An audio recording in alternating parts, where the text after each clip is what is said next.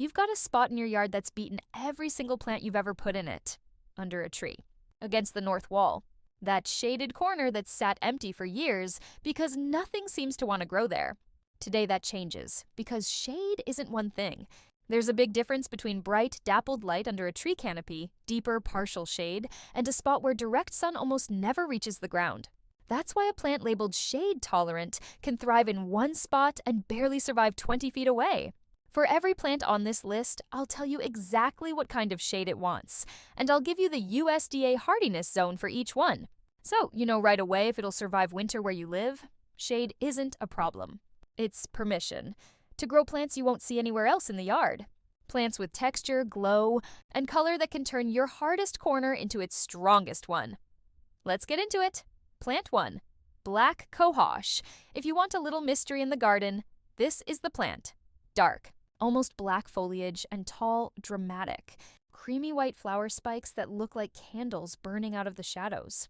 It's a perennial in the buttercup family, blooming from July through September. Hardy in USDA zones 3 through 8, which covers most of the country. It wants a moist, shaded spot, ideally under tall, deciduous trees or alongside conifers. Direct sun doesn't do it any favors.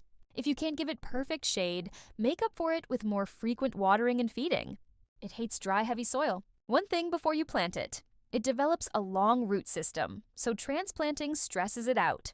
Pick its permanent home the first time. It looks great as a standalone accent, but planted in a group, the effect is bigger. It handles frost well, though mulching the base for winter after cutting stems back is worth it. Plant 2. Astilba.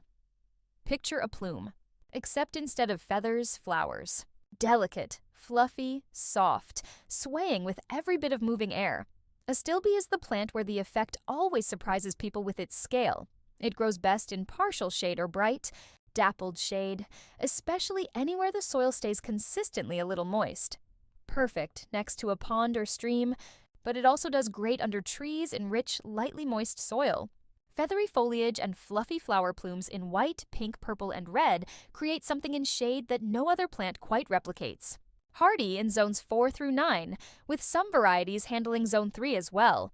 The variety, Dark Side of the Moon, dark, nearly black foliage with gold-pink flowers, is one of the most elegant contrasts you can build in shade. And Red Sentinel brings real, intense red, no compromises. Plant 3. Solomon's Seal. Solomon's Seal is the plant that makes a shady garden start looking like it walked out of a storybook illustration. It's genuinely easy to grow. It prefers a partially sheltered, semi-shaded, or fully shaded spot. Soil should be moderately moist, well-draining, rich in organic matter, and slightly acidic. Hardy in zones 3 through 9, one of the widest ranges on this whole list. Arching stems carry small, bell-shaped flowers hanging along their length, with leaves edged in creamy white and reddish stems on the variegated types. It does equally well in partial shade and deeper shade, and grows beautifully under tree canopies in humus-rich soil that never fully dries out. As a ground cover, it thrives planted in groups under trees and shrubs, alongside ferns and coral bells. Comment below. What's your biggest struggle with the shady part of your yard? And roughly what part of the country are you gardening in? I read every comment. Plant 4. Siberian bugloss. Siberian bugloss is the silver of the shade garden. In spring, it blooms with tiny blue flowers that look just like forget-me-nots, except the backdrop is huge, heart-shaped leaves covered in silvery patterning. In shade and partial shade, it acts like a reflector, literally bouncing available light and brightening up every dark corner. Hardy in zones 3 through 8, though it can struggle during hot, humid summers in the deep south. Siberian bugloss does equally well in partial and full shade. It's a great pick under trees and on the north side of your yard, where a lot of flowering perennials just don't get enough light. The variety Jack Frost is probably the most famous Siberian bugloss in the world, leaves almost entirely silver, with a thin green vein, like they've been permanently dusted with morning frost. In deep shade, it looks lit from within. It's tough, resilient, and handles harsh winters beautifully. Year after year, I'm dependable, no drama. Plant 5.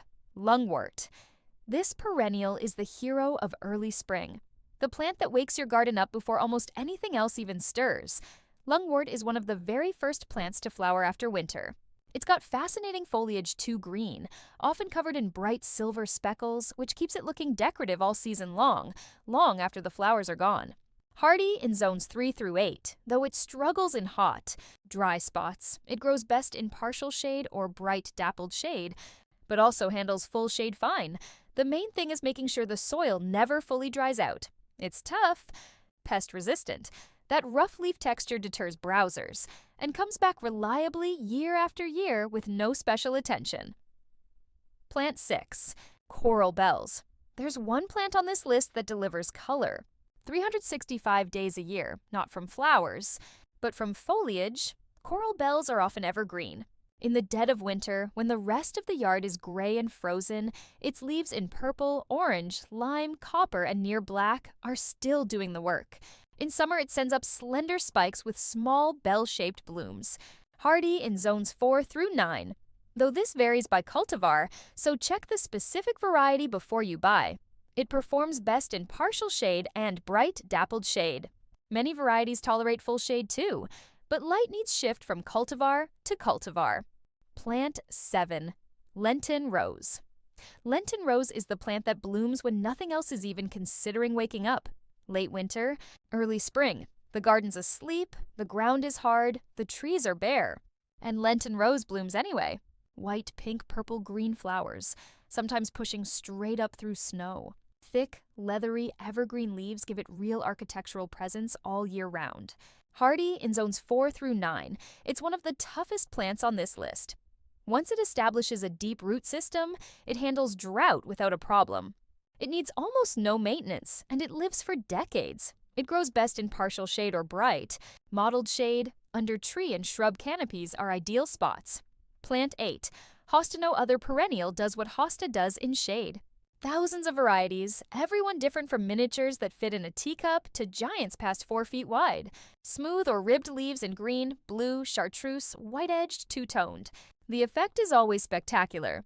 Generally hardy in zones 3 through 9, making it one of the most reliably plantable perennials in the country. Hostas are champions at filling space and choking out weeds. They're huge. Overlapping leaves form a layer so dense that weeds simply can't push through. They're long-lived, easy to grow, and get more beautiful every year. Plant one once, and it can live in the same spot for 30 years. Comment below, what hosta variety do you have in your yard? I read every single comment. Plant 9. Comfrey. There's one shade perennial almost nobody talks about, and that's a shame, because it thrives exactly where hostas start to give up. Comfrey is the special ops plant for tough, dry shade under dense conifers along north-facing walls, anywhere the soil is dry and compacted at the same time. Generally hardy in zones 4 through 8, big rough-textured leaves form dense, low clumps that cover the ground. In spring, small bell-shaped flowers show up in cream, yellow, or blue depending on variety. And here's the property that matters most. Once established, comfrey is nearly indestructible and asks essentially nothing of you. Plant 10. Bergenia March. The rest of the yard is still asleep. Ground's hard, trees are bare, beds are empty. Bergenia is blooming. It's one of the very first plants in the entire garden to send up flowers, before almost anything else has started waking from winter. It does this every year, no matter what the weather throws at it. Frost, drought, shade, average soil, Bergenia takes all of it and still looks beautiful. Hardy in zones 4 through 8. It grows well in partial shade and bright shade, and can even handle deeper, dry shade under trees, though with very low light. Flowering can be a bit weaker. Comment below, what's the toughest season in your garden? And one rule worth taking from this video, shade isn't the problem. It's just a different set of conditions, one that opens the door to a completely different group of plants. With hosta, Siberian bugloss, and Lenten rose in the mix, your darkest corner can become the most beautiful part of the yard. Tell me in the comments which of these plants you're most excited to try, and what conditions you're working with in your shady spots. Wet, dry, deep shade, or partial shade. Your answers directly decide what I film next. See you in the next one.